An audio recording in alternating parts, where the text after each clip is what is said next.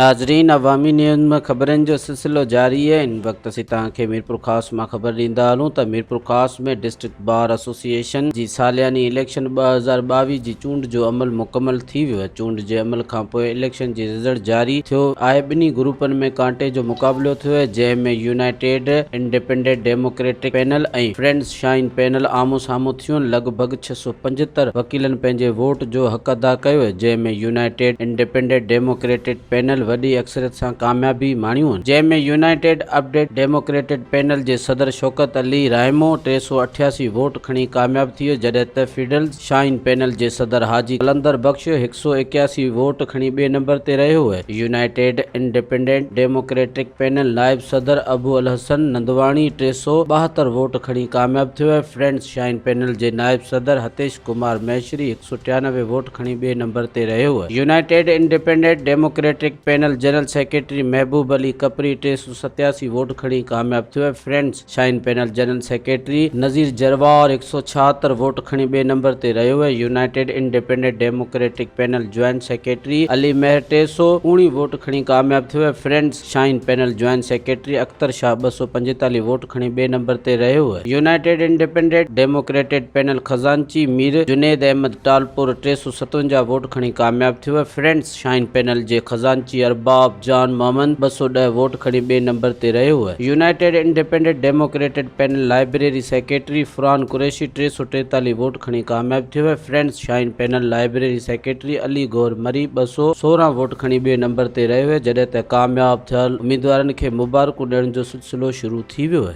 मज़ीद खबरों और तफसीलात के लिए विजिट करें हमारी वेबसाइट www.awamiNewsHD.com।